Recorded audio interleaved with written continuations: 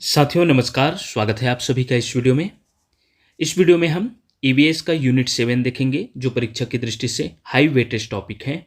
High weightage इसलिए है क्योंकि इस टॉपिक से हमेशा 4 से 5 क्वेश्चन पूछा गया है। हम यहाँ थ्योरी क्लास के बाद जब एमसीक्यू क्लास देखेंगे जिसमें सीजी टेट 2012 से लेकर 2024 तक व साथ ही शिक्षक भर्ती का भी प्रश्न बना है और देखेंगे कि हर बार इसमें 4 से ज़्यादा क्वेश्चन देखने को मिला है। 4 तो है ही, लेकिन कभी कभी 4 से ज़्यादा क्वेश्चन बना है, इसलिए यह परीक्षा की दृष्टि से बेहद इंपॉर्टेंट टॉपिक होने वाला है। चलिए स्टार्ट करते हैं। अपने शरीर की देखभाल, जिसमें हमें पढ़ना है शरीर के बाह्य अंग, उनकी साफ सफाई, शरीर के आंतरिक तंत्रों की सामान्य जानकारी, संतुलित भोजन की जानकारी और इसका महत्व, जिसमें जितने भी संतुलित भोजन हैं, पोषण तत्व है, वो सभी देखेंगे। विटामिन्स, प्रोटीन्स, कार्बोहाइड्रेट सभी के बारे में, और परीक्षा में इसमें से बार बार पूछा भी गया है। सामान्य रोग, आंत्रशोथ, अमीबियोसिस, मेटाहीमोग्लोबिन, एनीमिया, फ्लोरोसिस, मलेरिया, डेंगू आदि सभी को बहुत ही शानदार तरीके से देखेंगे और इससे प्रश्न बना भी है। इनके कारण और बचाव के उपाय भी देखेंगे। टीकाकरण व पल्स पोलियो अभियान, ये सभी जो है इसमें हमें देखना है। सबसे पहले बात करें तो शुरुआती जो शरीर के बाह्य अंग और उनकी साफ सफाई है उसके बारे में आप सभी जानते हैं, इससे ज़्यादा क्वेश्चन नहीं बना है, इसलिए हम सीधा शुरू करते हैं शरीर के आंतरिक तंत्र, जिससे क्वेश्चन बना है, 2024 में ही बना है। सबसे पहले शरीर के आंतरिक तंत्र अंगों के ऐसे समूह हैं जो मिलकर शरीर के आवश्यक कार्य करते हैं। यह शरीर के आंतरिक तंत्र कहलाते हैं, जिससे जो है शरीर के आवश्यक कार्य जो है संचालित होता है, शरीर के आंतरिक तंत्र कहलाते हैं। उसमें सबसे पहला पाचन तंत्र की बात करें, बहुत ही इंपॉर्टेंट है पाचन तंत्र, इससे क्वेश्चन हमेशा बना है। सीजी टेट 2024 में पेपर फर्स्ट में ही मानव के पाचन तंत्र में अंगों का सही क्रम जो मुख से होकर शुरू होकर गुदा तक समाप्त होता है, ये पूछा गया है कि इसका सही क्रम कौन सा है। ये सभी दिया गया था और कूट वाले प्रश्न में पूछा गया था। जैसा कि इसमें क्रम है, ग्रसनी, मुख से जैसे ही खाना हम इंटर करते हैं उसके बाद जो पाचन तंत्र में जो भाग लेते हैं वो कौन कौन है पूछा गया था। तो उसमें सबसे पहला जो है ग्रसनी, फिर ग्रासनली, फिर तीसरा अमाशय, फिर ग्रहणी, फिर इलियम और चौथा है बड़ी आंत।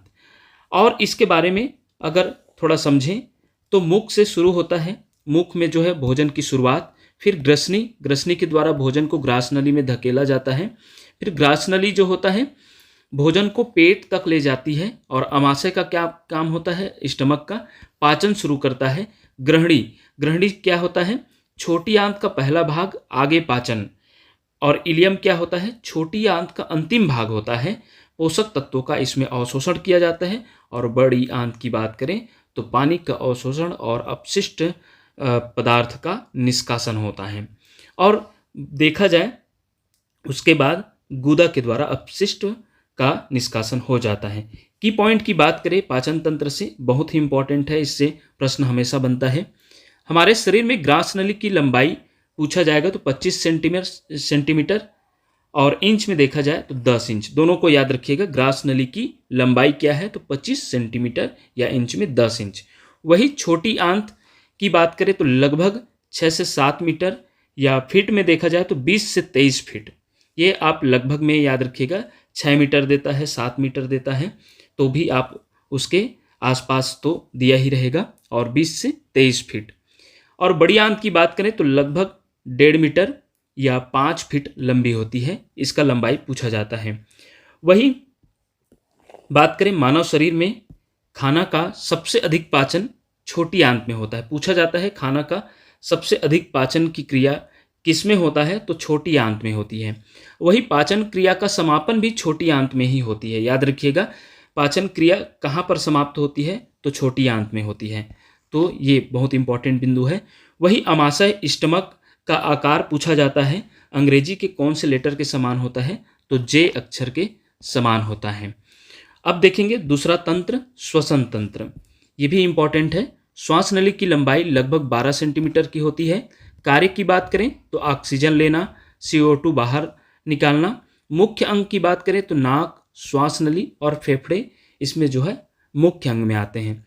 श्वसन के विकारों में श्वसन संबंधी जो विकार होते हैं पूछा जाता है। अस्थमा इम्पॉर्टेंट है, निमोनिया, ये सब श्वसन तंत्र से जो विकार होते हैं, रोग होते हैं, वो जो है श्वसन तंत्र से रिलेटेड है। Asthma, pneumonia, COPD, chronic obstructive pulmonary disease जिसका फुल फॉर्म है सिस्टिक फाइब्रोसिस, ये है फेफड़ों का कैंसर, और सामान्य जुकाम व फ्लू जैसे संक्रमण शामिल है। जो सर्दी खांसी होता है वो भी श्वसन तंत्र की जो है विकार हैं जो फेफड़ों और वायु मार्ग को प्रभावित करते हैं।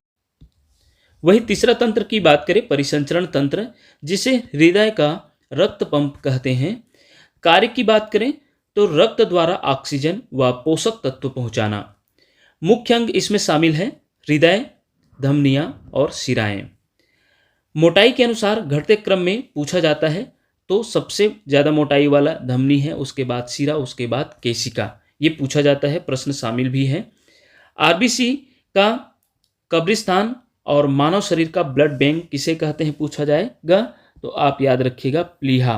प्लीहा को RBCS का या रेड ब्लड कॉर्पस का जो रक्त का 3 प्रकार होता है उसमें सबसे महत्वपूर्ण प्रकार जो है RBCS, उसका जो है कब्रिस्तान और मानव शरीर का ब्लड बैंक किसे कहते हैं तो प्लीहा को कहते हैं। और इसका कारण है कि यह पुराने क्षतिग्रस्त और मृत RBCS को रक्त से निकालने और उन्हें नष्ट करने का मुख्य स्थान है। वही औसत मानव हृदय की धड़कन पूछा जाता है तो आप सभी जानते हैं 72 बार प्रति मिनट होती है। एक स्वस्थ मनुष्य का सामान्य रक्तचाप BP जो पूछा जाता है वो 120/80 mmHg मिलीमीटर ऑफ मरकरी होता है। याद रखिएगा ये जो है पूछा गया है और इसमें जो है कभी कभी कंफ्यूज होते हैं तो 80/120 लिख के आ जाते हैं या ऑप्शन में दिखता है तो, क्योंकि जो है दोनों को घुमाने के लिए दिया रहता है। 120 पहले रहेगा और 80 बाद में रहेगा। 120/80 mmHg रहेगा, तब ये सही आंसर होगा। वही तंत्रिका तंत्र की बात करें तो इसका कार्य शरीर का नियंत्रण व समन्वय करना है। मुख्य भाग की बात करें तो मस्तिष्क, रीढ़ की हड्डी और नसें। तंत्रिका तंत्र का संरचनात्मक और कार्यात्मक इकाई न्यूरॉन है। पूछा जाता है कि तंत्रिका तंत्र का संरचनात्मक और कार्यात्मक इकाई क्या है तो न्यूरॉन है। वही मस्तिष्क का सोचने वाला मुख्य भाग प्रमस्तिष्क कहते हैं। सोचने का जो मुख्य भाग है उसे प्रमस्तिष्क या सेरेब्रम कहते हैं, ये पूछा जा सकता है। जो मस्तिष्क का अग्रभाग फोर ब्रेन का हिस्सा भी कहा जाता है। मस्तिष्क का प्रसारण केंद्र पूछा जाए तो थैलमस को याद रखिएगा। थैलमस जो है मस्तिष्क का प्रसारण केंद्र कहलाता है, ये भी बहुत इंपॉर्टेंट है। अब अगला जो तंत्र की बात करें तो उत्सर्जन तंत्र। कार्य की बात करें तो अपशिष्ट पदार्थ निकालना या निष्कासन करना। मुख्य अंग की बात करें तो किडनी, मूत्राशय। और महत्वपूर्ण तथ्य की बात करें उत्सर्जन तंत्र से जो पूछा जाता है, किडनी की संख्या होती है 2 और यह जो है मनुष्य में उत्सर्जी अंग है, याद रखिएगा मुख्य उत्सर्जी अंग है, जिसका भार 120 से 170 ग्राम होता है। पूछा जाता है यह सेम के बीच की आकृति होती है। आप सभी देखे होंगे किडनी का जो आप 10वीं में जब इसका विज्ञान में चित्र भी पूछा जाता है, जब CGBSC या CBSC का पेपर होता है तो पाचन तंत्र का या उत्सर्जी तंत्र का जो चित्र बनाने के लिए नामांकित चित्र पूछा जाता है तो उसमें सेम के बीच की आकृति होती है, दोनों तरफ लेफ्ट राइट साइड में। किडनी के मुख्य कार्य जो है रक्त को शुद्ध करना, याद रखिएगा मुख्य कार्य पूछा जाता है रक्त को शुद्ध करना। वही उत्सर्जन तंत्र या गुर्दे का कार्यात्मक इकाई को क्या कहते हैं तो नेफ्रॉन कहते हैं। किडनी का जो यूनिट है वो क्या है तो नेफ्रॉन है, याद रखिएगा। इसमें जो है मूत्र छन के बाहर निकलता है। अब एक लाइन में रिवीजन की बात करें इतने से तो छोटी आंत जो है पोषण का अवशोषण अर्थात जो है मुख्य रूप से पाचन क्रिया जो है संपन्न होती है किसके द्वारा तो छोटी आंत के द्वारा। दूसरा तंत्र में फेफड़े का तो फेफड़े के द्वारा ही श्वसन कार्य कंप्लीट होती है और हृदय में रक्त संचार का माध्यम बना रहता है। जिसमें एक चीज़ बताना मैं भूल रहा था कि जो धमनी और शिरा होती है ये भी पूछा जाता है कि धमनी शुद्ध रक्त को क्या मतलब धमनी का क्या काम होता है, शिरा का क्या काम होता है। तो शिराएं जो होती है वो पूरे शरीर से क्या करती है, जो खून जो है रक्त जो है मतलब अशुद्ध हो जाता है, उसे शुद्ध करने के लिए हार्ट में लाता है, और हार्ट से जो है हृदय से शुद्ध रक्त को पूरे शरीर में प्रवाहित करने का काम धमनी होता है। तो कौन सा शुद्ध रक्त वाहिनियाँ हैं पूछा जाएगा तो धमनी, और अशुद्ध रक्त वाहिनियाँ हैं तो वह शिरा। इसे याद रखने का ट्रिक है, धमनी धमनी जो है 3 अक्षर का है, तो यह इससे एक कम करें तो शुद्ध 2 अक्षर का। वही शिरा जो है कितने अक्षर का है, शिरा 2 अक्षर का है, तो इसे याद रखने के लिए 1 अक्षर बढ़ाइए, अशुद्ध। तो ये जस्ट उल्टा से आप याद रख सकते हैं, ये शुद्ध वाहिनियाँ हैं, रक्त वाहिनियाँ, और ये शिराएँ जो होती हैं वो अशुद्ध रक्त को पूरे शरीर से लाने का काम करती हैं, और हृदय जो होती है वो रक्त पंप का काम करते हैं। तो इस प्रकार ये हृदय से रिलेटेड जो कुछ तथ्य छूट गया था उसे इसमें बताया गया। मस्तिष्क की बात करें तो यह जो है शरीर का नियंत्रण करने का मुख्य काम है, और किडनी की बात करें तो रक्त शुद्धि का काम करता है। चलिए आगे हम बात करेंगे अब संतुलित आहार की, जो कि सिलेबस का बहुत ही महत्वपूर्ण टॉपिक है। संतुलित आहार क्या होता है, तो जिस आहार में सभी पोषक तत्व उचित मात्रा में हो उसे संतुलित आहार कहते हैं। प्रमुख पोषक तत्व की बात करें तो कार्बोहाइड्रेट, वसा, प्रोटीन, जल, खनिज, विटामिन्स, न्यूक्लिक अम्ल, ये सभी प्रमुख पोषक तत्व है जिसका जो है शरीर के लिए हमेशा आवश्यकता होती है, शरीर को जो है स्वस्थ रखने के लिए। तो चलिए बारी बारी देखते हैं। उसके पहले हम पोषक तत्वों का जो वर्गीकरण है उसे समझ लेते हैं। संरचना की दृष्टि से जो है 2 भागों में बांटा गया है, कार्बनिक श्रेणी और अकार्बनिक श्रेणी। कार्बनिक श्रेणी उसे कहते हैं जो कार्बनिक यौगिकों से मिलकर बना होता है, जैसे कि कार्बोहाइड्रेट, वसा, प्रोटीन, विटामिन्स, न्यूक्लिक अम्ल, जिसमें C, H और O का काम होता है। ये तीनों जो है तीनों तत्वों से मिलकर बना होता है, उसे हम कार्बनिक यौगिक कहते हैं, याद रखिएगा। जैसे कि जो है कार्बोहाइड्रेट का जो अणुसूत्र है, सामान्य अणुसूत्र, जिसे C6H12O6 होता है, याद रखिएगा। तो यह जो है कार्बनिक यौगिक में आता है। और वही अकार्बनिक श्रेणी की बात करें तो खनिज और जल, ये संरचना की दृष्टि से बांटा गया है पोषक तत्वों का वर्गीकरण जो है। वही मात्रा की दृष्टि से बात करें तो 2 प्रकार से इसे भी बांटा गया है, दीर्घ पोषक और लघु पोषक। दीर्घ पोषक की बात करें तो जिसका जो है शरीर के लिए बहुत मात्रा में ज़रूरत होती है, जैसे कि कार्बोहाइड्रेट जो सीधा ऊर्जा प्रदान करते हैं। कार्बोहाइड्रेट का हमेशा मतलब प्रतिदिन ज़रूरत है शरीर को अधिक मात्रा में। वही प्रोटीन की और वसा की। एक इसमें जो है दीर्घ पोषक में जल भी आना चाहिए, जल भी जो है प्रतिदिन शरीर को बहुत मात्रा में आवश्यक है, इसमें डाला गया है, इसको आप इधर कर लीजिएगा।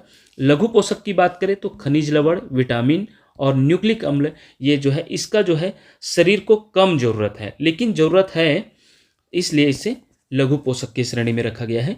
वही कार्य की दृष्टि से देखा जाए तो कार्बोहाइड्रेट जो ऊर्जा उत्पादक का काम करता है, वसा ऊर्जा उत्पादक का काम करता है, प्रोटीन शरीर का निर्माण करने में काम करता है, और देखा जाए तो प्रोटीन का ही काम होता है जो देखा जाए शरीर का जो है रोग प्रतिरोधक क्षमता को बढ़ाती है। और विटामिन्स का काम उपापचयी क्रियाओं का नियंत्रण व नियमन, ये भी जो है रोग प्रतिरोधक क्षमता को, इम्यूनिटी को बढ़ाने के लिए प्रोटीन, विटामिन्स बहुत जरूरी चीज़ें हैं पोषक तत्व में। वहीं न्यूक्लिक अम्ल की बात करें तो प्रोटीन संश्लेषण का काम करता है, और खनिज लवण की बात करें तो उपापचयी क्रियाओं का काम करता है, नियंत्रण व नियमन का काम करता है।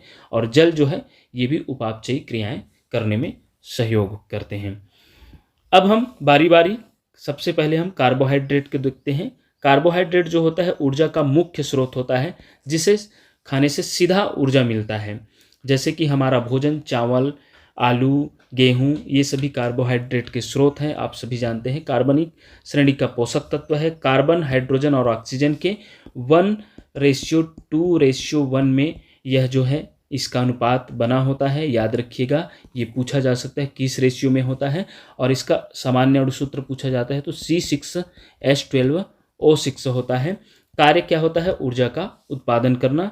अब कार्बोहाइड्रेट की स्रोत की बात करें तो कार्बोहाइड्रेट का नाम इधर देखते हैं, और इसका स्रोत फ्रक्टोस जो है किससे मिलता है, तो शहद व फलों से प्राप्त होता है। पूछा जा सकता है शहद से कौन सा कार्बोहाइड्रेट मिलता है, तो फ्रक्टोस मिलता है।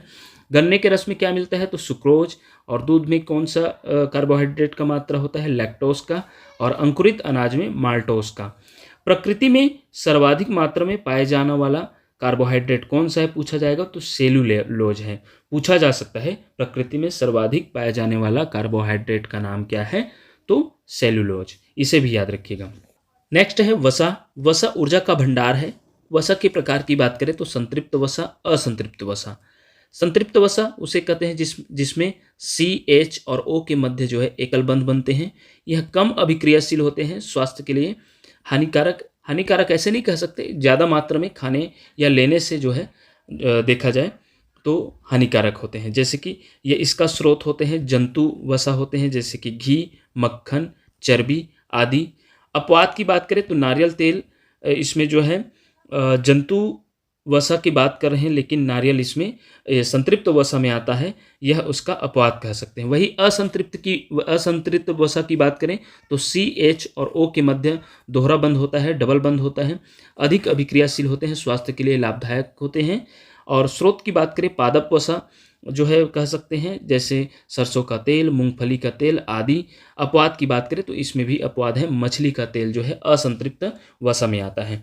तो ये रही वसा के कुछ प्रकार। नेक्स्ट देखेंगे विटामिन्स, बहुत ही इंपॉर्टेंट है विटामिन्स, इसमें से हमेशा क्वेश्चन बनता है। खोजकर्ता की बात करें तो काश्मीर फंक जो है विटामिन के खोज करता है। पूछा जा सकता है कि विटामिन के खोजकर्ता कौन है तो काश्मीर फंक। विटामिन के प्रकार की बात करें तो विटामिन को जो है 2 भागों में बांटा गया है। पहला जो है जल में घुलनशील के आधार पर और दूसरा वसा में घुलनशील के आधार पर। जल में घुलनशील जो है विटामिन C और B है। वही वसा में घुलनशील की बात करें तो A, D, E और K है। जल में घुलनशील का जो है ज़रूरत हमेशा पड़ता है, व्यक्ति को प्रतिदिन चाहिए। क्योंकि यह जो है जल में घुलनशील होने के कारण जो है मूत्र के माध्यम से जो है निकल भी जाता है। विटामिन जो भी हम विटामिन C और B अपने जो है भोजन के द्वारा लेते हैं वह जो है मूत्र के माध्यम से निष्कासित भी हो जाते हैं। वसा में घुलनशील होने के कारण यह जो है स्थायी रूप से स्टोर होकर शरीर में रहते हैं, इसलिए इसका जो है इसका भी ज़रूरत पड़ता है, लेकिन इसका जो है थोड़ा गैप में मिलेगा या अंतराल में मिलते रहेगा तो भी चलेगा, लेकिन इसका जो है प्रतिदिन आवश्यक होता है। चलिए अब हम बात करेंगे प्रमुख विटामिन्स स्रोत व कमी होने से होने वाले रोग। पहला देखते हैं विटामिन ए। इसका नाम पूछा जाता है, वैज्ञानिक नाम कि विटामिन ए का नाम क्या है तो रेटिनाल। रोग इससे होता है इसकी कमी से रतौंधी, जीरोप्थेल्मिया, त्वचा की कोशिका में परिवर्तन। स्रोत की बात करें तो सबसे ज़्यादा जो स्रोत है विटामिन ए का वो गाजर है। पूछा जाता है विटामिन ए का सबसे ज़्यादा स्रोत विटामिन ए का मिलने वाला जो है वो है गाजर। हरी सब्जियां, दूध, यकृत, मछली का तेल, इससे जो है विटामिन ए की प्राप्ति होती है। हमें भोजन में विटामिन ए प्राप्त करने के लिए इन्हें जो है आप उपयोग में लाना चाहिए। नेक्स्ट बात करें विटामिन बी की, जिसमें विटामिन बी का फैमिली है B1, B2 और भी आएगा, उसे हम देखेंगे। चलिए विटामिन B1 की बात करेंगे, थायमिन, जिसकी कमी से होने वाले रोग है बेरी, याद रखिएगा बहुत ही इंपॉर्टेंट है। वृद्धि रुक जाना। स्रोत की बात करें तो अनाज, फलियां, सोयाबीन, दूध आदि, यह B1 के जो है स्रोत है जो पोषक तत्वों की पूर्ति करते हैं। वही बात करेंगे विटामिन B2 का, तो इसका वैज्ञानिक नाम है राइबोफ्लेविन और रोग इससे हो जाता है इसके कमी से किलोसिस। स्रोत की बात करें तो पनीर, अंडे, इष्ट, मांस, पत्तेदार सब्जियां आदि इसका जो है पूर्ति स्रोत है, याद रखिएगा। वही विटामिन B3 की बात करें तो इसका अन्य नाम है नियासिन या निकोटिनिक अम्ल और इसकी कमी से होने वाले रोग जो है पेलाग्रा या चर्मदाह, और इसका जो पूर्ति करने वाले पोषक तत्व या भोजन है स्रोत इष्ट, मांस, मछली, अंडे, दूध, फलियां आदि। और अगला देखें विटामिन B5, अन्य नाम है पेंटोथिनिक अम्ल। इसके कमी से जो रोग हो जाते हैं चर्म रोग, सफ़ेद बाल। स्रोत कहें तो अंडे, दूध, मांस व मूंगफलियां। और वही विटामिन B6 की बात करें तो अन्य नाम है इसका पायरिडॉक्सिन। रोग की बात करें रक्त क्षीणता, चर्म रोग, पेशी ऐंठन, ये सभी विटामिन B6 की कमी से होने वाले रोग हैं। स्रोत की बात करें दूध, इष्ट, अनाज व मांस। आप ये देख सकते हैं साथियों, ये सभी विटामिन थोड़ा जल्दी क्लास हो रहा है, थोड़ा फास्ट चल रहे हैं इसका, क्योंकि इसमें जो है बहुत सारा कंटेंट है और ये आप जो है क्लास को थोड़ा फास्ट समझिएगा। और साथ ही साथ क्यों है वीडियो अधिक लंबी ना हो इसलिए हम कंटेंट को ज़्यादा दिखा रहे हैं, क्योंकि आप बाद में इसका रिवीजन भी कर सकें। चलिए B7 की बात करें तो अन्य नाम है बायोटीन। रोग जो है चर्म रोग, बालों का झड़ना। और स्रोत की बात करें मांस, गेहूं, अंडा, सब्जी, फल आदि, ये जो है विटामिन B7 के जो है स्रोत हैं। और विटामिन B9 की बात करें तो इसे फोलिक अम्ल या फोलिक एसिड कहा जाता है, आप सभी जानते होंगे। रक्त क्षीणता, कुंठित वृद्धि, रक्त की कमी जो होती है उन्हें फोलिक एसिड वाला टेबलेट खिलाया जाता है। एनीमिया से जो रोग से ग्रसित होते हैं उन्हें भी फोलिक एसिड वाला जो है टेबलेट खिलाया जाता है। तो इसके कमी से जो रोग हो जाते हैं वो है रक्त क्षीणता, कुंठित वृद्धि। स्रोत की बात करें हरी सब्जियां, फलियां, इष्ट, मांस, अंडे आदि। अब हम बात करेंगे अगला विटामिन B12 की। इसका जो है अन्य नाम है साइनोकोबालामिन, जो है बहुत ही इंपॉर्टेंट है, इसका नाम पूछा जाता है। रोग की बात करें घातक रक्त क्षीणता, तंत्रिका तंत्र में गड़बड़ी। और वही स्रोत की बात करें तो मांस, मछली, अंडा, दूध, आंत्र के जीवाणु, ये B12 के जो है स्रोत हैं। आगे अब हम देखेंगे विटामिन C, जिसे जो है एस्कार्बिक एसिड के नाम से या एस्कार्बिक अम्ल के नाम से भी जाना जाता है। बहुत ही इंपॉर्टेंट है, इसका नाम पूछा जाता है। इसकी कमी से जो रोग होते हैं वो स्कर्वी रोग हैं। और इसे पूर्ति करने वाले जो स्रोत हैं वो जो है ज़्यादातर खट्टे वाला पदार्थ होते हैं या फल होते हैं, जैसे कि आंवला। आंवला में विटामिन C सबसे ज़्यादा जो है विटामिन C का स्रोत है, आंवला पूछा जाता है। नींबू वंश के फल, जितने भी नींबू वंश के फल हैं जैसे कि संतरा, मुसब्बी और जो भी मतलब इसके वंश के इसके समान दिखाई देते हैं और खट्टा या खट्टा मीठा होते हैं, उन सभी में विटामिन C का जो है स्रोत पाया जाता है। टमाटर व सब्जियां आदि, ये सभी विटामिन C का स्रोत हैं। आगे देखते हैं विटामिन D, अन्य नाम है कैल्सीफेरॉल। रोग की बात करें, इसकी कमी से होने वाले रोग सूखा रोग या रिकेट्स स्पेशली याद रखिएगा, पूछा जाता है। ऑस्टियोमैलेशिया भी इससे होता है। स्रोत की बात करें तो मक्खन, मछली का तेल, अंडा तथा सूर्य का प्रकाश में संश्लेषण। याद रखिएगा सूर्य के प्रकाश में कौन सा विटामिन होता है पूछा जाता है, तो वो है विटामिन D। नेक्स्ट बात करेंगे विटामिन E की, तो अन्य नाम है टोकोफेरॉल। रोग की बात करें जनन क्षमता की कमी, जननांग तथा पेशियों की कमजोरी। इसमें जो है इसकी कमी से जनन क्षमता में कमी हो जाती है, फर्टिलाइजेशन में कमी हो जाती है। तो विटामिन E का जो है बहुत ही आवश्यक होता है फर्टिलाइजेशन में, जनन में जो है संतान उत्पत्ति में इसका बहुत ही बड़ा रोल है। विटामिन E की जो है बहुत ही ज़रूरत है। स्रोत की बात करें तो तेल, गेहूं, अंडे की जर्दी, सोयाबीन, ये सभी विटामिन E के स्रोत हैं। अब देखेंगे विटामिन से रिलेटेड कुछ की पॉइंट जो परीक्षाओं में पूछा गया है। विटामिन A अधिक मात्रा में किस में पाया जाता है, तो गाजर में। मानव आहार में पालिश किए हुए चावल के उपयोग से कौन सा रोग हो जाता है, तो बेरी रोग। चावल को पालिश करने पर कौन सा विटामिन नष्ट हो जाता है, तो B1 याद रखिएगा, थायमिन, क्योंकि ये बेरी जो है B1 की कमी से ही उपयोग होता है। और चावल को पालिश करने पर जो है कौन सा विटामिन नष्ट हो जाता है, तो B1 या थायमिन। वही विटामिन B2 की कमी से कौन सा रोग होता है, तो किलोसिस, ओंठ और मुंह इसके कारण से फट जाते हैं। और किस रोग को नाविक रोग कहा जाता है, तो स्कर्वी जो है जो विटामिन C की कमी से हो जाता है।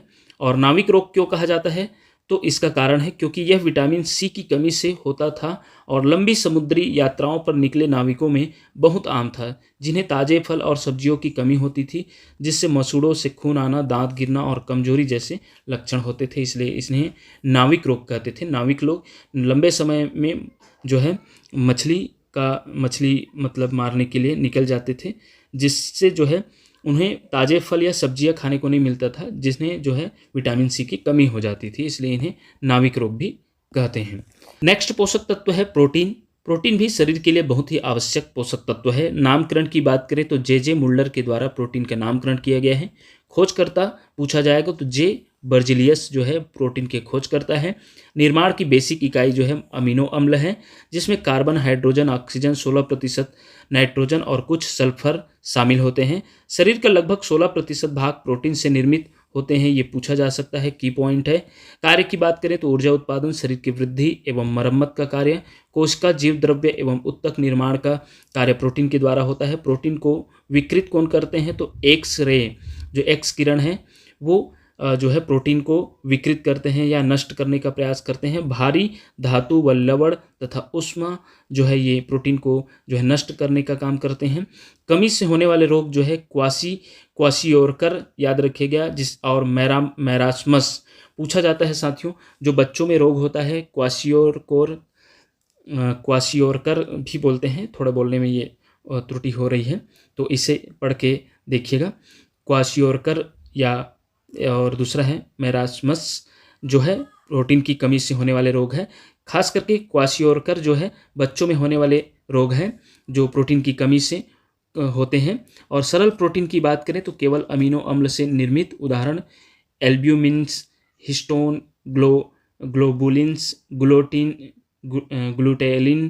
प्रोटीन के प्रकार की बात करें तो व्युत्पन्न प्रोटीन प्राकृतिक प्रोटीन के जलीय अपघटन से निर्मित होता है, उदाहरण प्रोटीओजेज, पेप्टोन, पेप्टाइड।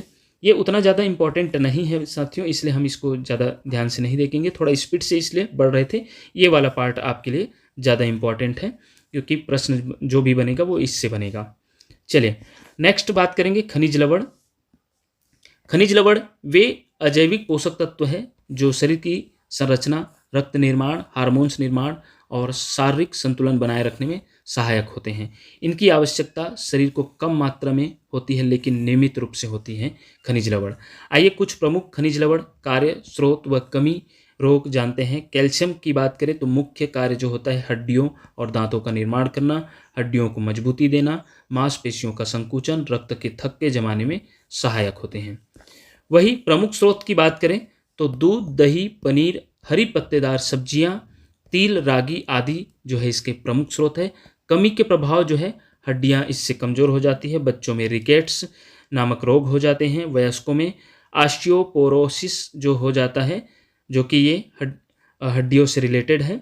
और देखा जाए तो कैल्शियम का बहुत ही आवश्यक है हमारे शरीर के लिए। नेक्स्ट जो तत्व है खनिज तत्व आयरन, मुख्य कार्य है हीमोग्लोबिन का निर्माण करना। याद रखिएगा आयरन का क्या काम है, हीमोग्लोबिन का निर्माण करना, रक्त में ऑक्सीजन का परिवहन करना, थकान से बचाना और शारीरिक कार्य क्षमता बढ़ाना। प्रमुख स्रोत है हरी पत्तेदार सब्जियां जैसे कि पालक, गुड़, चना, मांस, अंडा। ये कई बार इसका जो है संयोजन में पूछा गया है कि कौन सा जो है आयरन का स्रोत है, तो जिसमें जो है एक बार प्रश्न पूछा गया है सीटेट में कि जिसमें पालक, गुड़, चना दिया था, तो यह जो है आयरन के प्रमुख स्रोत है। कमी का रोग जो है एनीमिया या रक्ताल्पता जो है इसकी कमी से हो जाती हैं। और एनीमिया के लक्षण की बात करें तो पीला चेहरा, कमजोरी, चक्कर आना, सांस फूलना आदि इसके लक्षण है। आयोडीन जो है नेक्स्ट खनिज तत्व की बात करें तो मुख्य कार्य है थायराइड हार्मोन का निर्माण, शारीरिक व मानसिक विकास, चयापचय को नियंत्रित करना।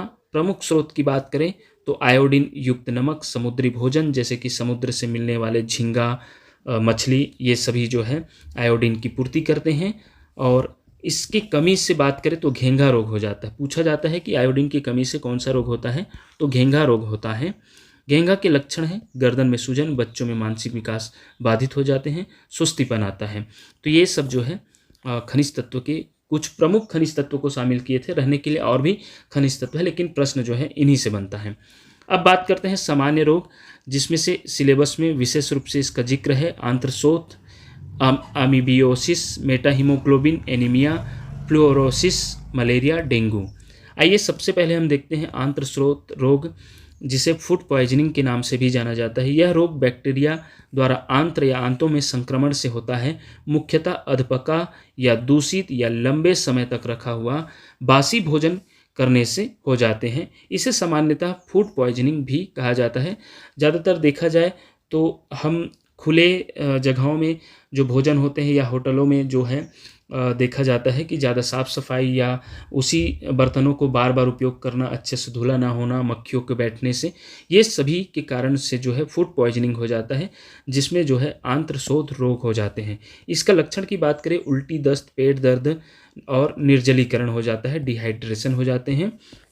बचाव के लिए क्या करते हैं तो स्वच्छ तरीके से बना ताज़ा भोजन करें, बासी व अधपका भोजन ना खाएं, स्वच्छ पानी का उपयोग करें। उपचार की बात करें तो डॉक्टर की सलाह से उपचार, तरल पदार्थ या ORS का सेवन।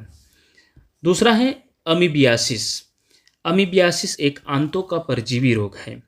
इसका कारण है एंटोमोइबा हिस्टोलिटिका नामक अमीबा। ये पूछा जाता है, बहुत ही इंपॉर्टेंट है। नाम थोड़ा बोलने में भले ही अटपटा सा लग रहा है, एंटामोइबा हिस्टोलिटिका, ये पूछा भी गया है, इसलिए इसे याद रखिएगा। अमीबियासिस जो है एक परजीवी रोग है और ये अमीबा से रिलेटेड है। ये जो देखा जाए तो यह रोग दूषित भोजन और पानी से फैलता है। इसे अमीबिक पेचिस भी कहते हैं। मुख्य लक्षण दस्त, कभी खून के साथ, पेट दर्द, ऐंठन, मतली, वजन घटना। और उपचार की बात करें तो मेट्रोनिडाजोल, टिनिडाजोल जैसी दवाइयों का उपयोग। मेटा हीमोग्लोबिन की बात करें, जिसे ब्लू बेबी सिंड्रोम भी कहते हैं, यह रोग मुख्यतः शिशुओं में पाया जाता है, बच्चों में पाया जाता है। इसमें हीमोग्लोबिन बदलकर मेटा हीमोग्लोबिन बन जाता है। विशेष रूप से इन पॉइंटों को याद रखिएगा।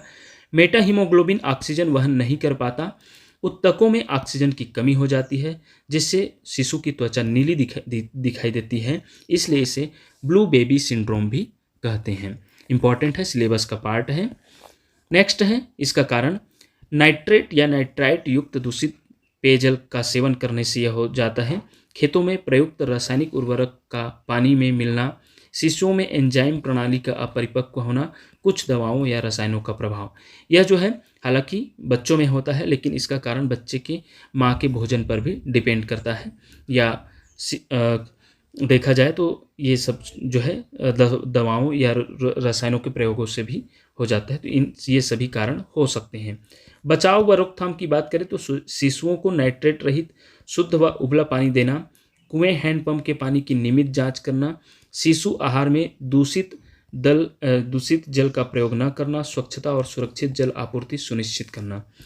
अब हम बात करेंगे सिकल सेल एनीमिया। यह रक्त का आनुवांशिक रोग है, याद रखिएगा, यह रक्त का आनुवांशिक रोग पूछा जाएगा। रक्त का आनुवांशिक रोग क्या है, तो सिकल सेल एनीमिया है। दूसरा बात करें, यह रिसीव अप्रभावी जीन द्वारा नियंत्रित होता है।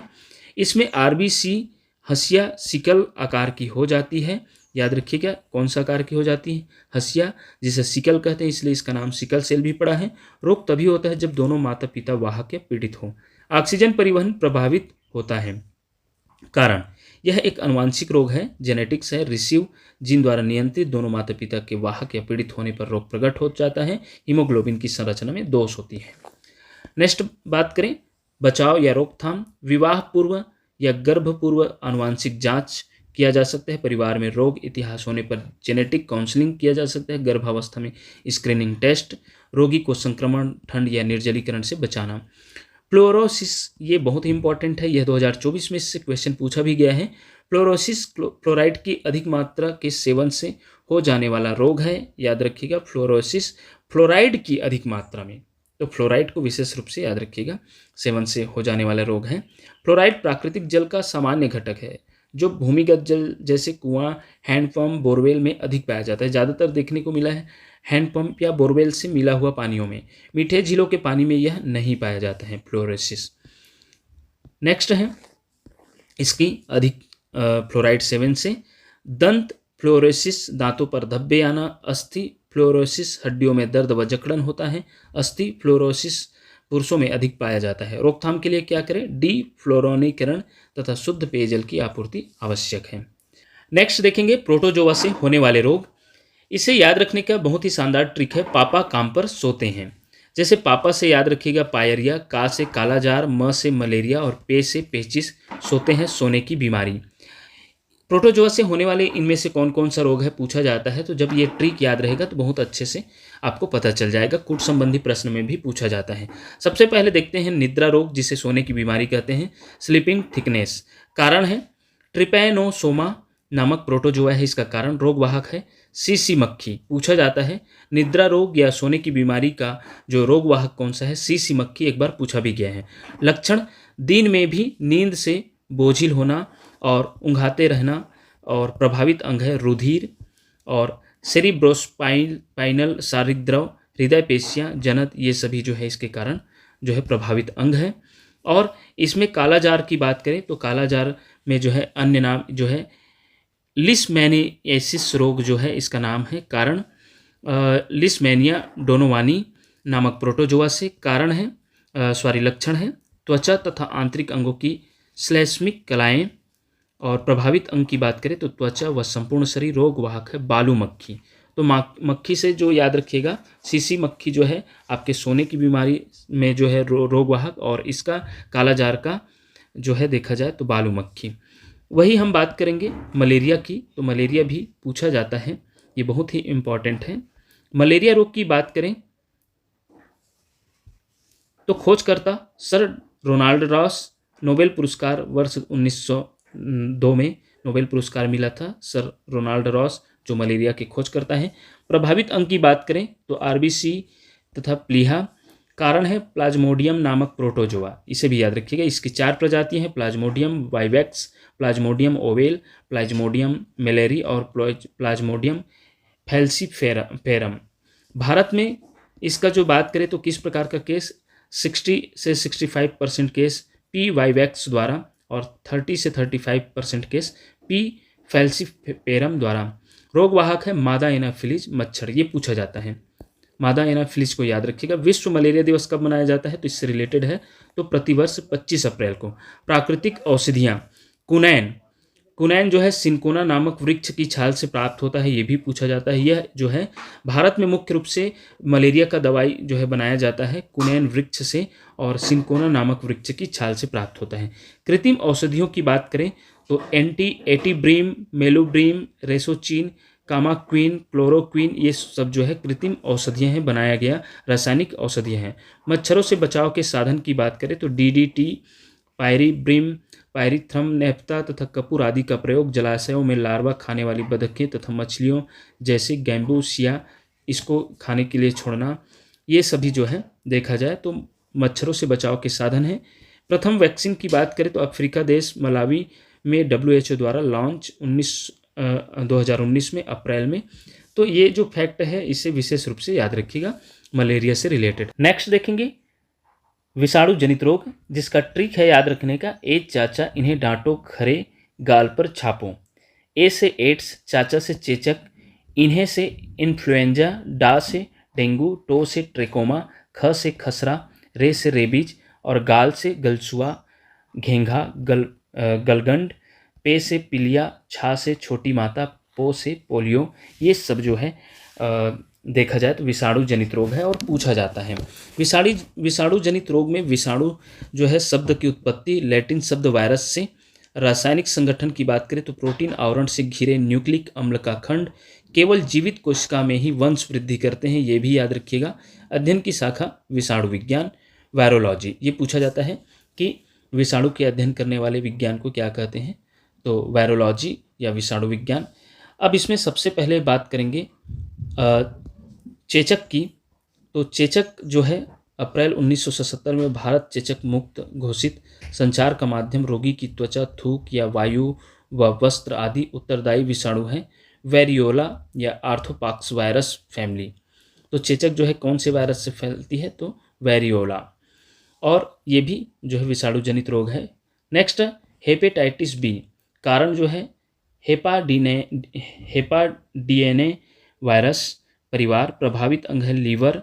लक्षण है लीवर में सूजन एवं जलन। संचार माध्यम है संक्रामक शारीरिक द्रव। डेंगू जो है हड्डी तोड़ ज्वर के नाम से जाना जाता है। कारण डेंगू वायरस या एडिज मच्छर के काटने से होता है। लक्षण है रक्त में प्लेटलेट्स की संख्या का तेजी से गिरना, और इसमें तीव्र शरीर दर्द के साथ तेज बुखार होता है। तो ये सभी डेंगू के लक्षण हैं। कंठमाला रोग जो भी है वायरस से रिलेटेड है, ये इसमें देख सकते हैं। कारण मम्प्स वायरस, प्रभावित अंग पैरोटिड ग्रंथि और अन्य नाम गलसुआ। जो ही गाल में बच्चों का देखा जाता है कि गलसुआ हो जाता है, सूजन हो जाता है, जिससे एक जो है चिपकाने का आता है। हम लोग खरीद के बचपन में चिपकाते भी रहे हैं, तो जिसे कंठमाला रोग कहते हैं वो भी वायरस के द्वारा फैलता है। रेबीज रोग की बात करें तो जो है कुत्ते की काटने या कुत्ते, बंदर या बिल्ली, ये सभी के काटने से होता है, या उनमें जो है रेबीज अटैक ज़्यादा हुआ रहता है। तो प्रभावित अंग की बात करें केंद्रीय नाड़ी तंत्र। कारण रेबीज वायरस, इस वायरस का नाम याद रखिएगा। अन्य नाम जलांतक या हाइड्रोफोबिया भी कहते हैं। संचार माध्यम की बात करें तो कुत्ता, बिल्ली, चमगादड़, लोमड़ी एवं रैकून आदि जंतुओं द्वारा प्रसारित। वैक्सीन जो है खोजकर्ता लुई पास्चर याद रखिएगा। जो है रेबीज वायरस के खोज करता है या इसके वैक्सीन के खोज करता है। वर्ष 1885 में प्रथम वैक्सीन प्राप्त करता है जोसेफ मिस्टर। प्रमुख लक्षण की बात करें तो पानी से डर लगना और तेज बुखार, ये जो है हाइड्रोफोबिया या जो देखा जाए तो रेबीज रोग के जो है लक्षण है। नेक्स्ट है विषाणु जनित रोग में पोलियो। प्रभाव है तंत्रिका ऊतकों के नष्ट होने के कारण पेशियों तक संदेश पहुंचना बंद, पक्षाघात। कारण है पोलियोमाइलिटिस विषाणु। संचार माध्यम दूषित भोजन एवं जल। भारत में पोलियो उन्मूलन कार्यक्रम की शुरुआत 1995 से हुई है। ये जो है आपका सिलेबस का भाग है। पोलियो उन्मूलन कार्यक्रम कब शुरू हुई तो 1995। भारत में बाइवेलेंट पोलियो वैक्सीन का प्रयोग जो है 1995 से शुरू हुआ। WHO ने 24 फरवरी 2012 को भारत को सक्रिय पोलियो वायरस संचरण वाले स्थानिक देशों की सूची से हटा दिया। 27 मार्च 2014 क्षेत्रीय प्रमाणन आयोग RCC द्वारा भारत को पोलियो मुक्त प्रमाणित भी किया गया। टीका की बात करें तो इसमें जोनास साल्क वर्ष 1953 पहला टीका, अल्बर्ट साबिन पहली ओरल पोलियो वैक्सीन इनके द्वारा बनाया गया। वही अगला जो है देखा जाए पीत ज्वर, ये भी विषाणु जनित रोग है। कारण है येलो फीवर वायरस, रोगवाहक है एडिज मच्छर।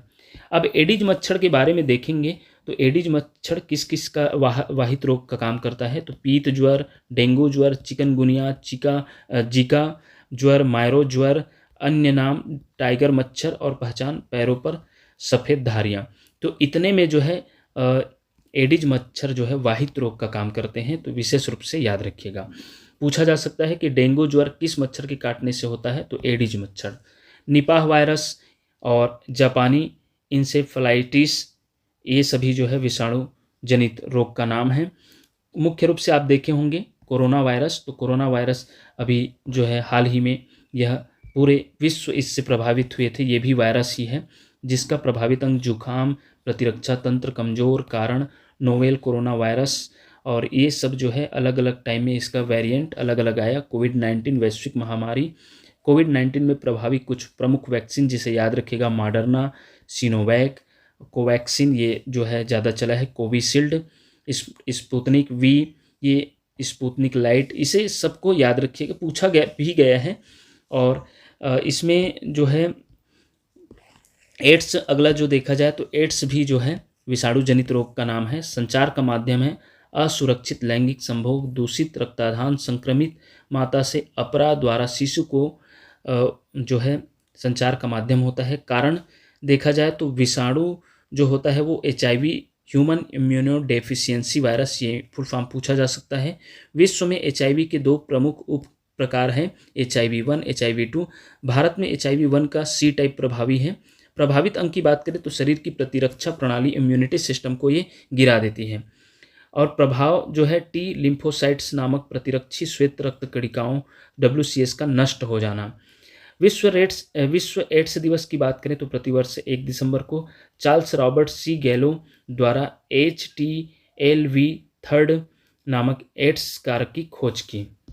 वही पहचान के लिए परीक्षण जो है एलिसा वेस्टर्न ब्लॉट, किससे संचरण नहीं होता, किससे जो है यह नहीं फैलती, इसका कहने का मतलब सूखे चुंबन से, हाथ मिलाने या साथ रहने से, खांसी व छींक से, मच्छरों व खटमल के काटने से एड्स नहीं होता। तो ये जो कुछ परीक्षा दृष्टि से इम्पॉर्टेंट, ये सभी PDF अभी तो जो है थोड़ा फास्ट रूप में पढ़ाया जा रहा है, बताया जा रहा है। इसे जो है शेयर किया जाएगा हमारे टेलीग्राम के माध्यम से। आप निश्चित रूप से इसका रिवीजन कर लीजिएगा। और इसमें जो है पूछा जा सकता है भारत का कोविड वैक्सीन कोविशील्ड और रूस की कोविड वैक्सीन स्पुतनिक वी। अब हम देखेंगे नेक्स्ट जो है जीवाणु जनित रोग, जिसका ट्रिक है पंडित का टीका न्यू है। प से प्लेग, D से डिप्थीरिया, ट से टाइफाइड, का से काली खांसी, T से टिटनस, क से कुष्ठ रोग और न्यू से न्यूमोनिया और ह से हैजा। जीवाणु जनित रोग में जीवाणु को सबसे पहले देखते हैं। सबसे सरल एक कोष की आद्य जीव, सर्वव्यापी, जल थल वायु, जीवित व मृत जंतुओं एवं पादपों में। जैसा कि विषाणु को बोला जाता है कि यह जो है जीवित लिविंग थिंग्स में ही वो पनपता है या अपना विस्तार करता है, लेकिन बैक्टीरिया जो है नॉन लिविंग थिंग्स में भी जो अजीवित या मृत जंतुओं होते हैं उसमें भी जीवाणु पाया जाता है। जल, थल, वायु, जीवित व मृत जंतुओं एवं पादपों में सर्वव्यापी होते हैं जीवाणु। जनित रोग होते हैं पौधों में, मानवों में, पशुओं में, सभी में पाए जाते हैं। क्षय रोग सबसे पहले देखते हैं, जिसे टीबी के नाम से जाना जाता है, ट्यूबरक्लोसिस भी कहते हैं टीबी का फुल फॉर्म। प्रभावित अंग होते हैं फेफड़ा, कारण है माइकोबैक्टीरियम ट्यूबरक्लोसिस, इसके जो है बैक्टीरिया का नाम है। खोजकर्ता रॉबर्ट कोच, पूछा जाता है टीबी के खोजकर्ता हैं ट्यूबरक्लोसिस या क्षय रोग के जो है रॉबर्ट कोच। अन्य नाम है यक्ष्मा, उपचार विधि डॉट्स के द्वारा directly observed therapy shorts course, ये पूछा जा सकता है डॉट्स का फुल फॉर्म। WHO द्वारा प्रस्तावित वर्ष 1994। MDR TB, multi drug resistance TB, तपेदिक के बैक्टीरिया पर एंटीबायोटिक औषधियों का प्रभाव खत्म हो जाना, ये सभी जो है इसके इम्पोर्टेंट जो है कारण। डॉट्स या दवाइयों का कोर्स पूरा न करना। लक्षण कफ के साथ खांसी, बलगम में खून। वैक्सीन BCG टीका और खोजकर्ता जो है BCG टीका के जो है अल्बर्ट कामेट एवं कैमिल ग्वेरिन। अब देखेंगे इधर जो है प्लेग जो है इसी से जीवाणु जनित रोग है। प्लेग जो है प्रभावित अंग फेफड़ा एवं लसिका ग्रंथियां, कारण है पास्चुरेला पेस्टिस या यर्सिनिया पेस्टिस बैक्टीरिया। रोग वाहक है पिस्सू। लक्षण है तेज बुखार, शरीर पर गिल्टियाँ। ये भी जीवाणु जनित रोग है, ये उतना ज़्यादा इम्पॉर्टेंट नहीं है, अभी तक इसमें से हम प्रश्न नहीं देखें। हैजा की बात करें तो हैजा से प्रश्न पूछा गया है, कारण है विब्रियो कालेरी। खोज करते हैं रॉबर्ट कोच। प्रसार का माध्यम है दूषित जल एवं भोजन। लक्षण है लगातार दस्त व उल्टियाँ। प्रभावित अंक है आंत। आंत इसका प्रभावित अंक है। हैजा का प्रभावित अंक पूछा जा सकता है और किस कारण से होता है, दूषित जल एवं भोजन से, जिससे लगातार उल्टियाँ व दस्त होती हैं। डिप्थीरिया, कारण है जीवाणु कोरिनी बैक्टीरियम डिप्थीरी। अन्य नाम है रोहिणी गलाघोंटू रोग। लक्षण है सांस लेने में कठिनाई, टांसिल बढ़ना। वैक्सीन है DBT वैक्सीन संयोजित टीका। प्रभावित अंग है श्वास नली। तो इस प्रकार ये जो है डिप्थीरिया जीवाणु जनित रोग है। कवक जनित रोग की बात करें तो गंजा दमान खाए फ्रूट, ये बहुत ही इंपॉर्टेंट है। कवक जनित रोग पूछा जाता है। गंजा से गंजापन, सिर पर फंगल इन्फेक्शन से बाल झड़ना। दमा अस्थमा श्वसन संबंधी रोग जो फंगल इन्फेक्शन के कारण हो सकता है। दाद जो है त्वचा पर गोल चकत्ते और खुजली। खा की बात करें तो खाज, त्वचा में खुजली और लालिमा। और फ्रूट की बात करें तो एथलीट फ्रूट, पैरों की उंगलियों के बीच होने वाला फंगल इन्फेक्शन। ये सभी कवक जनित रोग है। जितने भी दांत खाज, गंजापन होना, अस्थमा होना, ये सब जो है कवक जनित रोग है। इसे और भी इस रूप से आप देख सकते हैं कवक जनित रोग को। गंजापन, खाज, ये इसके जो कवक का नाम है वो भी दिया है, लेकिन उतना ज़्यादा इसमें का कवक का नाम नहीं पूछा जाता। इसका कवक जनित रोगों का नाम ज़्यादातर पूछा जाता है, जिससे आप स्ट्रिक के माध्यम से स्पेशली याद रख सकते हैं गंजा दमात खाए फ्रूट। तो ये रही आपका थ्योरी क्लास। पूरे देखा जाए तो अपने शरीर की देखभाल से। वीडियो थोड़ी लंबी हुई है लेकिन बहुत ही बढ़िया कंटेंट है साथियों। वीडियो और अधिक लंबी ना हो इसलिए इसका हम नेक्स्ट पार्ट जो है MCQ का क्लास रखेंगे, जो पूरे 2012 से 2024 तक और शिक्षक भर्ती में पूछे गए प्रश्नों का जो है कलेक्शन रहेगा। इसी प्रकार के वीडियो देखने के लिए देखते रहिए आपका अपना चैनल टीचरशिप। धन्यवाद साथियों।